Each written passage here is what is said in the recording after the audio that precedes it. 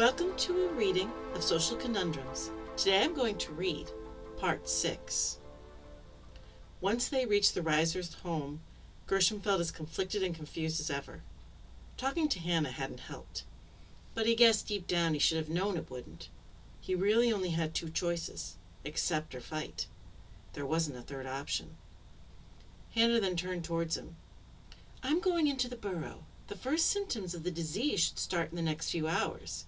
Unless these Rzerth have a natural immunity to it." How likely is that? He couldn't help asking.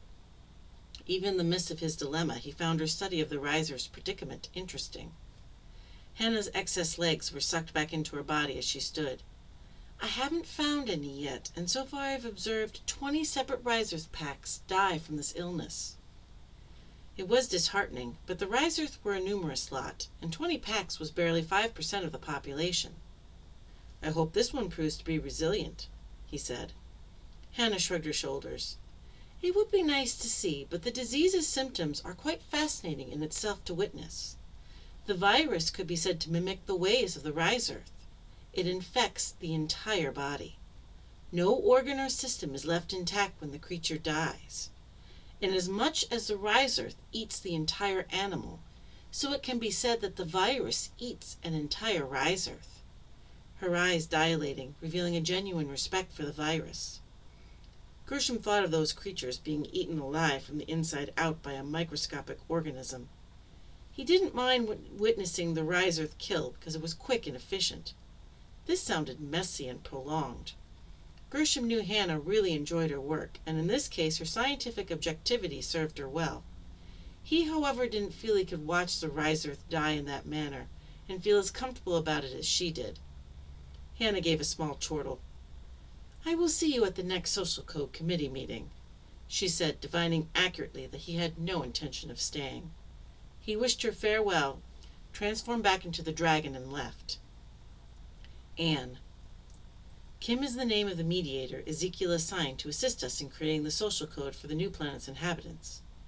I was unfamiliar with the little dragon personally, but after researching Kim's earlier cases, I was impressed by the methods used. The mediator didn't just listen to both sides and make a decision. Kim went further, managing to interweave two opposing perspectives into something new. I commented on this to Gershom, but his response involved a simple head nod and a change to the topic of our conversation.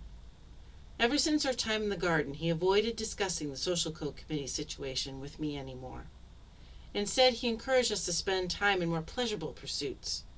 I enjoyed it at first, but sometimes it felt as if our love-making sessions became too intense. Emotions pent up inside of us coming out in the physical act rather than through words. It wasn't nearly as satisfying to me. Gershom also started holding separate meetings with his committee supporters. Kim already had access to all the documentation he would need to make a decision. Except for a clarifying question now and then, there was no need for such intense preparation. The one time I asked him about it, Gershom's eyes became hard, and I felt something tangible come between us. "I'm not in the mood to talk anymore," he said, and pulled me into his arms, intent on distracting me with more physical pleasures. I allowed it, unwilling to lose him further with a confrontation at the moment. But something was definitely changing between us. The question was whether we would survive it to grow stronger, or would it tear us apart. That ends Social Conundrums Part 6. Part 7 will be read on November 17th. To read this futuristic fantasy blog series, visit www.reneeannhughes.com. Next week we will have a new video in our Storytime Adventure for Adults series. It will be a continuation of Part 2, Songs from the Depths by Meg Swanson. If you would like to contribute to either of these series, please feel free to become a patron on Patreon. Details for joining are on my website, and also please subscribe to this YouTube channel so you won't miss any new videos. Goodbye, and thanks for listening.